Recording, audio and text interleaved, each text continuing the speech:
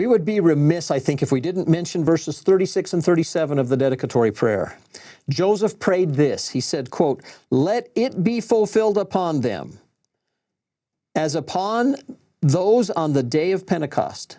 Let the gift of tongues be poured out upon thy people, even cloven tongues as of fire, and the interpretation thereof. And let thy house be filled as with a rushing mighty wind with thy glory." And so those verses are embedded in the middle of the prayer. That request of Joseph was fulfilled many times over. This was truly a period for several weeks, unlike any in church history. It was truly Pentecostal. There are just a number of events recorded. Let me just share a few of the comments. This is from Joseph Smith's journal. He said, "I then bore testimony of the administering of angels. President Williams," that's Frederick G. Williams, "also arose and testified that while President Rigdon was making his first prayer, an angel entered the window and took his seat between Father Smith and himself." So he's sitting there, and all of a sudden an angel comes through the window and sits down beside him. I think you're going to be really awake for the rest of the meeting, even if it's a 2-hour talk from Sidney Rigdon. President David Whitmer, he said, also saw angels in the house.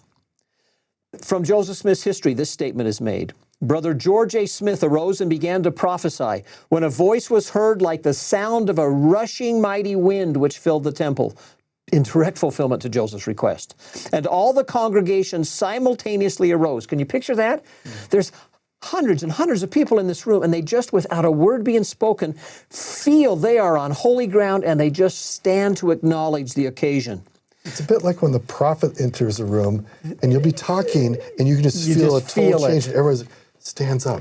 And there's an invisible power, and it says, and they were moved upon by an invisible power, and many began to speak in tongues as Joseph had requested, and prophesy. Others saw glorious visions, and I beheld the temple was filled with angels, which fact I declared to the congregation. So can you imagine the prophet coming to the pulpit and saying, "Brothers and sisters, I see this room filled with angels." The people in the neighborhood, so those that couldn't get into the meeting, came running together, hearing an unusual sound within, and seeing a bright light like a pillar of fire resting upon the temple. And they were astonished at what was transpiring. This continued until this particular meeting closed at 11 p.m. that night.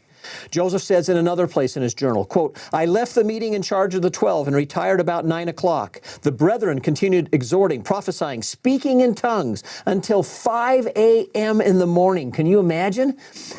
And then he says, for those that are hanging on till 5 a.m., the Savior made his appearance to some, while angels ministered to others. It was a Pentecost and endowment indeed.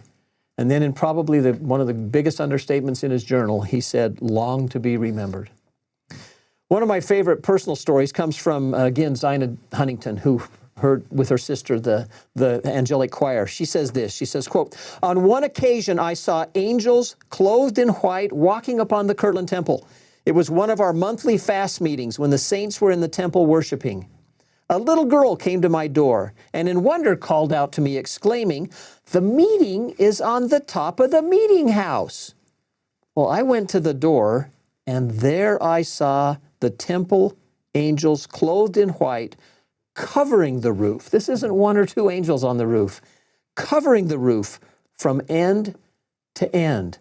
And there are many more of these kinds of accounts. It was a period, well, unlike anything since Pentecost. It was just truly an amazing time.